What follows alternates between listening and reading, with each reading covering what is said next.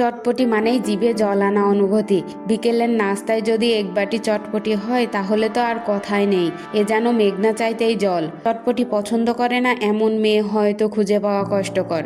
আর আমাকে যদি বলা হয় সকালের নাস্তায়, দুপুরে, বিকালে, রাতে 4 বেলায় চটপটি খেতে হবে তাহলে তো আমি মহা খুশি। চলুন চটপটির একটি সহজ রেসিপি আপনাদের সাথে শেয়ার করি। আর যদি আপনারা একবার এইভাবে বাড়িতে চটপটি বানিয়ে খান তাহলে বাজারের কেনা চটপটির কথা একেবারেই ভুলে যাবেন। চটপটি বানানোর জন্য বুটগুলোকে আগে থেকে ভিজিয়ে রেখেছিলাম। এখন একটা কড়াইয়ে আলু আর ডিমগুলোকে সেদ্ধ করে নেব। এবার চটপটির মূল উপাদান বুটগুলোকে সেদ্ধ করার পালা। বুটগুলোকে খালি নুন আর হলুদ দিয়ে সেদ্ধ করব না, এগুলোতে সামান্য পরিমাণে মশলাও অ্যাড করব, যেমন রসুন, পেঁয়াজ, কাঁচামরিচ, একটু গরম মশলা, এলাচ, জিরা, হলুদ ও তেল। এতে করে বুটের টেস্টটা অনেক গুণে বেড়ে যায়। চটপটির আরেকটা মেন উপকরণ হলো টক ছাড়া চটপটির কথা ভাবাই যায় না।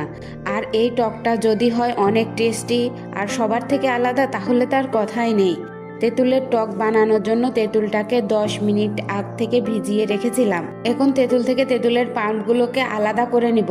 এবার এর মধ্যে পরিমাণ মতো নুন, ঝালের গুঁড়া আর মিক্স মশলা মেশাতে হবে। এই মশলাটা টকের স্বাদকে বহুগুণে বাড়িয়ে দেয়। তোমরা কেউ যদি এই মশলার রেসিপি জানতে চাও তাহলে কমেন্ট বক্সে কমেন্ট করতে পারো, আমি একটা আলাদা ভিডিও বানাবো ইনশাআল্লাহ। এবার একটু লেবুর রস অ্যাড করে দিব।